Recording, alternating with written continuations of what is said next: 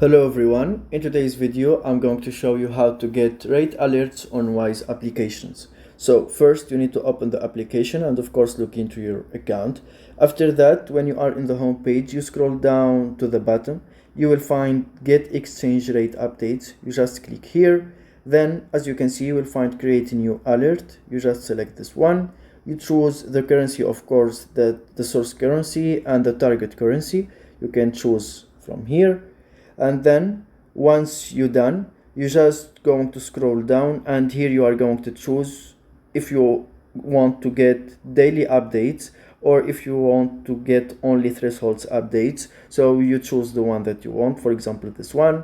Then you just click on continue, and here as you can see, you can also choose if you want to get only a notification or also an email, and then you just click on save alert, and that's it. Thank you for watching. If you find this video helpful, don't forget to subscribe and like the video.